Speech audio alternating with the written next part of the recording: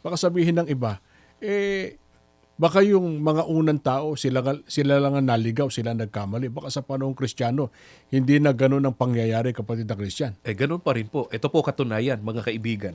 Pakinggan po ninyo nakasulat dito po sa ikalawang Tesalonika, sa 2:11 hanggang 12. Ganito po ang ating mababasa. Inyo pong dinggin ito, mga kaibigan. Sapagkat hindi nila tinanggap ang katotohanan, ipinaubaya ng Diyos na sila'y malinlang ng espiritu ng kamalian at papaniwalain sa kasinungalingan upang maparusahan ang lahat ng pumili sa kasamaan sa halip na tumanggap sa katotohanan.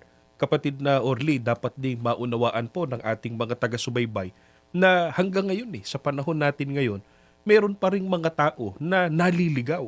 Nagkakamali po sila ng pinipili. Ano ba ang dapat tanggapin ng tao ayon sa talatang binasa natin? Ang dapat po natanggapin ng tao ay yung katotohanan. Subalit, ang tinanggap po ng marami yun anyang kasinungalingan sa halip na katotohanan. Ang napili, hindi yung katotohanan, Opo. kundi kasamaan. Pagka kasi hindi tinanggap yung katotohanan, ang katumbas, ang napipili ng tao, kasamaan. Opo. Hindi po yun ang nakalulugod sa ating Panginoon Diyos. At hindi po yun ang paraan para ang tao ay makapanumbalik sa Kanya. Opo.